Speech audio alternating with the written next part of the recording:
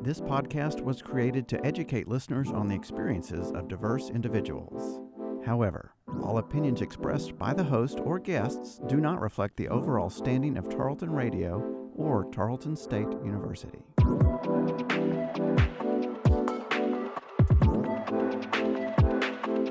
Hello, everyone, and welcome to Making Space, a Diversity Dialogue. I'm your host, Cole, and this is a biweekly podcast where together we'll have questions answered about socially sensitive topics while learning how to create lasting relationships with diverse people.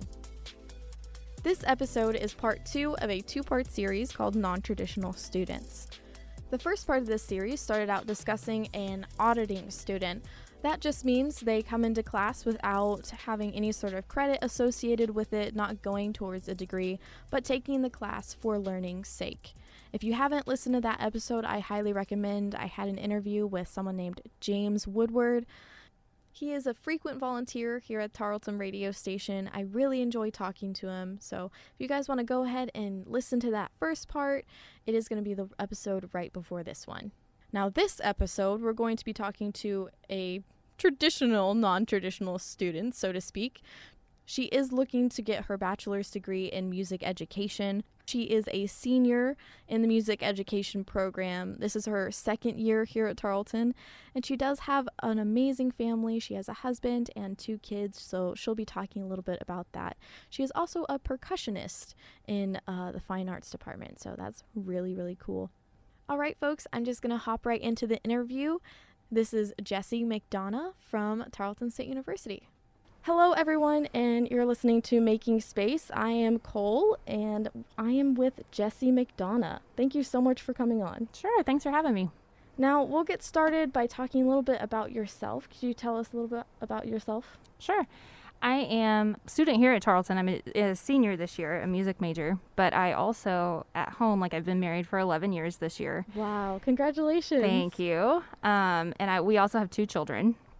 So I have a 10-year-old and an 8-year-old at home, and I pretty much did life first after I graduated high school, and then when my kids got into school, decided to come back and do school for me. So wow, that's exciting. Yeah.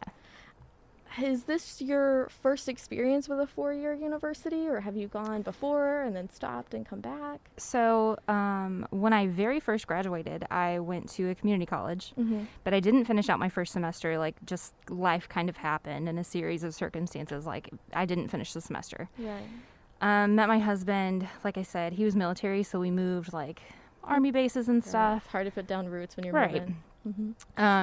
Life happened in the middle, and then when I went back to the same community college I started at. Really? Yeah. And I did 2 years at Hill and then transferred from there to here. Okay. Do you see much difference between going to a community college and going to a 4-year university? I think that is really dependent on geography. Because I find here, being a music major, I did auditions at different universities before I decided. And the culture here is very tight-knit. It feels very much like the closeness of a community college. Because, there's a lot of us here, but it's not, super overpopulated. Right, you know what I mean? It's not like if you go to a big city. Right. So it still feels familial here, which is nice. It was an easy transition, I think, for that reason. Okay. Good. Do you feel any differences between how the students have reacted in the classroom? Regarding me? So I always, even when I went back to Hill and did that community college thing before I transferred, right. Everybody's always a little unsure of me. I see. Are you a TA? Are you a teacher? Oh, are you a student? You know what I mean? Because there's a decade, sometimes more, between whoever my peers are. So when I got here in our department, I'm a percussionist. So in our department, I walked in and they were all very confused. Are you a graduate assistant? What are you? And I'm like, no, I'm literally one of you guys. Yes, please treat me the same. Yeah. So, but I don't know. Everybody kind of gets over that really quickly. Once you figure out that, oh, she's just a student, Okay. So you feel accepting. Welcomed after that little bit. Yeah. Definitely. Good. What is your experience like when you first came to Tarleton with administration and faculty, staff? For the most part, the only people that I've dealt with in that aspect are in the music department, in the FAC. And they're all phenomenal. Like, I could not ask for better, more supportive, and like flexible humans to work with. That's great. Yeah, they've been awesome. They're super understanding. Like, it's really rare. I try to be really careful, like, not to let my status as like outside of school, like my mom and wife Right. mode interact too much, because I don't know. I just think that would be unfair to look at that really often. But occasionally, like, things do happen and come up, and Of course. anytime that happens, like, they're just so supportive of that and really flexible with all of that. So That's really good. I recently did an episode with a mom and a soon-to-be mom, and they were having some struggles with classes, but I'm glad that some of that is better depending on what department you're in. Yeah, right? I have no complaints there. Yeah. Good. So what was it like? Can you tell us a little bit about your experience for your first class in person here at a four-year university? Let Like, me what did it feel think. like? Trying to think of what that was. I'm kind of my personality is kind of I don't know. I don't want to say sarcastic, but I'm pretty facetious. Like, I'm pretty straightforward, a little Yeah. blunt, like Yeah. and I think like my age difference on top of that comes off sometimes as just really intimidating. So yeah. I spent the first few weeks I was here probably just kind of like laying low and I'm trying not to doing- intimidate right. too many people. right. My husband's always like, "You're probably terrifying them. Like, stop making weird jokes." And I'm like, "I'm sorry. You're probably right." So yeah, I spent my first couple weeks kind of just like trying to figure out the vibe of the campus. Like, what do people do here? And like, it's a weird line walking. Like, yes, I'm a student and like I fit in and I've made really great friends here. But at the same time, like, You're still on a technically different Right. kind of path in life. exactly. Speaking of being on campus and kind of being involved, do you feel like your non-traditional status has changed your feeling to go to activities and go to events on campus? Do you go? Do you bring your family? So sometimes, for the most part, the issue with that is that I live so far. So I commute from right. Cleburne. Right. So especially in our department, like when we have recitals and concerts and stuff in the evening, like I go to those as much as I can, but somebody needs to go home and make dinner. You know what I mean? Like bath right, for times sure. and homework, and that other part of my life like dictates a lot of what I'm able to participate in here. So Do you think if you didn't live so far away, you would be more involved on campus? Do you feel that reaching out from for Tarleton? like, oh yeah, like that's pretty constant. It's a pretty tight-knit group over there in that part of the campus. Right. So I can't speak much for like the other organizations and stuff. I really don't hear much about them. But again, it's because I like come and get my stuff done for the most part and have to go home. Right. But stuff that is in like my area of the world here, I for sure like all the time will pass people in the hallway and they're like, "Hey, like Tuesday if you're not busy, like my thing is going on, or we've got a concert Thursday night," or it is super welcoming. Good. Can you describe your experiences juggling family and life and going to school? I know we kind of talked about that already, but do you have any negative experiences with that? Any positive ones? So I am super fortunate in that my husband is just immensely supportive. Like he's just a really good human, honestly. He has been a huge part of me being successful just because he's very much like, "I know this is what you've done forever." Like, I was a stay-at-home mom and wife for over a decade. Like, that's what I did. So coming back for me was partially because I'm like an academically driven person. Like, I really like the validation of, haha, here's the work you've done. Here's like a tangible, hardcore grade for what you've done. Like one of those people who puts it on the fridge. That's Yes. Like, I got Yes. an A on this. Absolutely. That's just who I am by nature. So for me, like when my kids got back to school, it was kind of a sense of like part of my identity left. And I was like, I need some kind of validation. And he was like, "This is what you love to do. Like, this is what you always did before we had kids and stuff. Like, if that's what you want to do, you should. And like, world's going to go on. We're going to make it happen and work until you're finished." So It's great to have that support yes, system. he's so there. good. So there is a little bit of, I don't know, like I struggle on the other side of that. Like there's a positive, but negatively, like I struggle with mom guilt a lot. Oh? Just because I do, like, you do miss things being here. Like, I guess that makes sense. if we have, especially during football season, like Saturday football games is also when like basketball and volleyball games happen for my kids. So Right. in order for me to do what it is that I'm doing, like it takes sacrifice on the other end of it, which is super hard. But again, he's kind of just like, it's not a big deal. Like, it's cool. Like, I'll take some video. You can talk about him after the game. Like, I don't know. He makes balancing that mom guilt a lot easier, I think. That's good. Do you feel it hard to kind of mix your student life with your mom life? Do you feel it taking over your home sometimes? Do you feel like family taking over your classes sometimes? I don't think so much. Maybe in the beginning, like when I very first started, just because as an academic person, like I stress over every little thing that's not perfect. I feel that. The worst part of my personality. So I did struggle with that the first couple of years, just like leave school at school and leave work home at home, you know.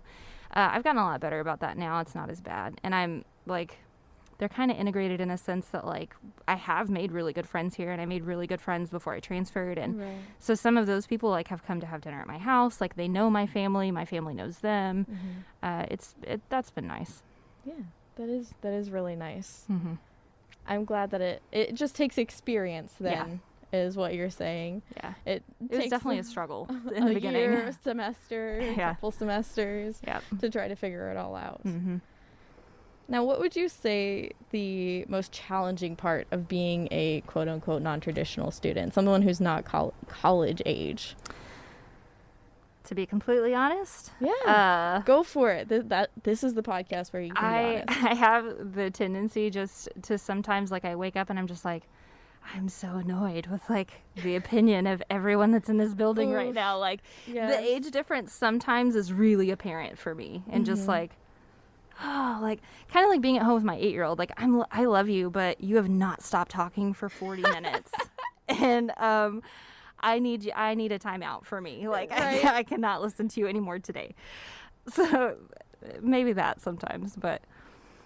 Yeah, there's definitely a level of experience in just life, not necessarily in the topic that you're talking about in class, but in life that you're like, you don't really necessarily understand what goes on. There's a lot of that. And I struggle a lot with, I would say, like, I'm pretty empathetic and compassionate as a human, but I struggle with just, like, the bad excuse thing, like, having excuses for everything. Like, in some of my classes, or, like, even, like, further distance peers that I have, they're like, I overslept today and came in late. I'm just like, you live 5 minutes from here. Like, I got 2 small humans ready for school, made breakfast, and drove an hour and was on time. Right. So. Right. I definitely am guilty of that because I live right over there. Yeah. It's common. It's not just you.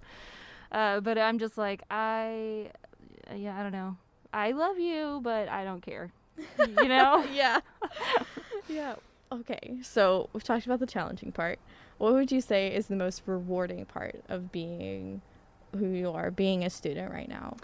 I think I appreciate way more of my education now than if I had done it in the beginning. Like, I don't know. I've always liked school. Like, I like to learn. So that has never been a struggle for me. But, like, learning things now and obtaining new knowledge now is way different than when I was 18. Like, so much more of it is more applicable, and so much more of it, like, I see a worldview of versus just, like, going through the motions to get my degree. You know what I mean? Yeah, I definitely feel like some students, and even definitely I'm guilty of this too, is just going through a class and saying it's on my degree plan, so I have to do it. And you kind of lose that value of learning to learn, which is something we talked about last episode, if you listeners had listened to that one. But yeah, like, you know, yes, I have to take this, but also I learned some really cool stuff in it that I don't know if I'll ever use again, but I've got it, like, in my bank of stuff that I know now. It's kind of cool, you know? Do you find it easier to learn things now than you did before? I don't know easier. I don't know harder either, though. I think I just see them from different facets now, which is cool for me. Right. Yeah, so I don't know if it's easier or harder, but it's different.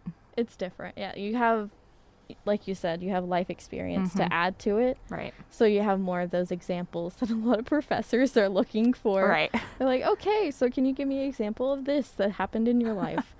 Well, I've only done school. Let me dig through my file. Yeah. Right. I have all the examples. Just hold, Do you have any advice to students who are, or prospective non-traditional students looking to maybe go back to school or start school back with a family to take care of too?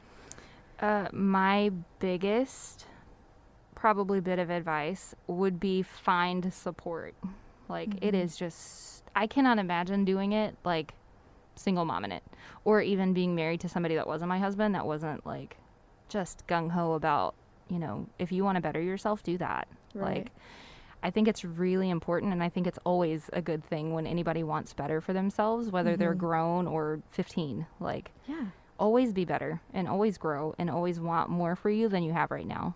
And it's just super important, and I think people don't put enough stock in themselves and their potential. Yeah, that's a good way to have an outlook on life, I think, for sure. Yeah. Because there's so much information in this world that we need to go and find or should want to go and find. And it's all, I actually was just having that conversation a few minutes ago before I walked over here. Like, we literally have all of the information in the world, like, at our fingertips.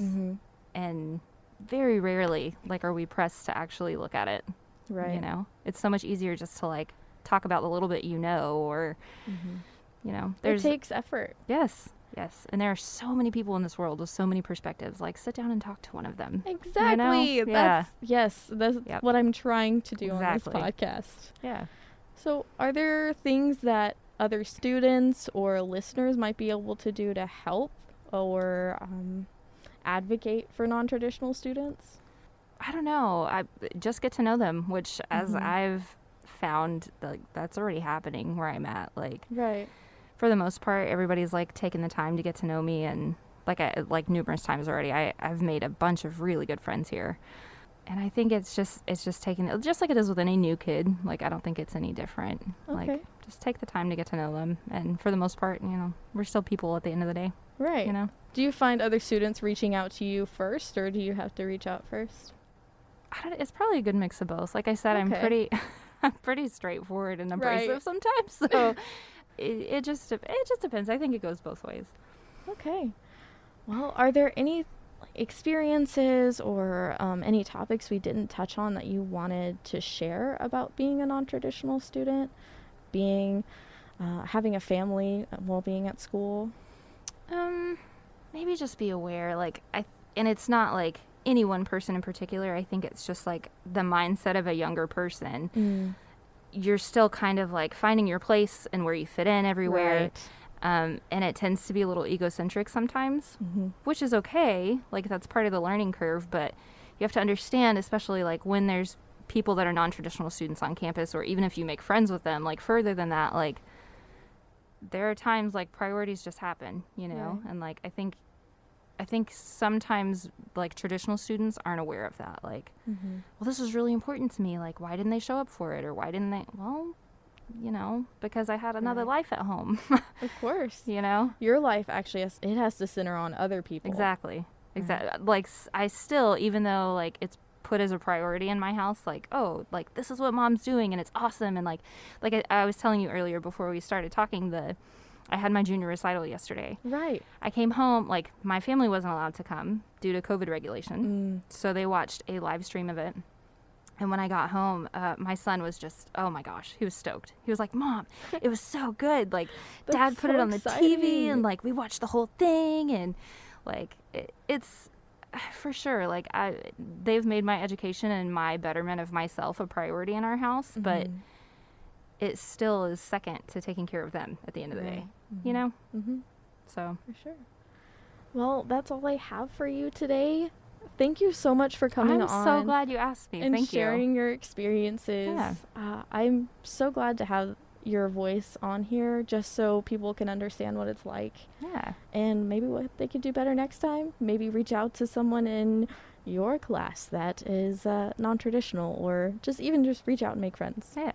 For sure. Thank you. Yeah, thank you so much. Once again, that was Jessi McDonough coming into the Tarleton radio station studio to talk about her experiences as a non-traditional student with a family and trying to further her education and go back to school. Thank you so much again, Jessi, for coming on the show. I really enjoyed having you, and I'm sure the listeners have really enjoyed having you as well. If you folks have any more questions, or is there something we didn't cover that you really wanted to know about, don't hesitate to message us or send us questions on our social media at The Planet 100.7 on Facebook, Twitter, and Instagram. That is the radio station we're based out of. Be sure to check back next week for a live dialogue bonus episode with our partnership with Tarleton State University's Office of Diversity, Inclusion, and International Programs. This episode's topic focuses on food and shelter insecurity and Indigenous populations. I am really looking forward to hearing this. You don't hear much about Indigenous populations, and I'm hoping to get you guys some more information on that group of people. Really hope you guys enjoy that episode as well. Keep a lookout for that next week. Again, if you guys haven't listened to the first part of this series, Non-Traditional Students, I really recommend it. James Woodward was a great interview. I'm sure you guys will love it too. For updates on the show, folks, again, you can go to The Planet 100.7 on Facebook, Instagram, and Twitter, or you can visit our website, kxtr.com, and you'll find some information there. Until next time, folks, be safe out there and take care.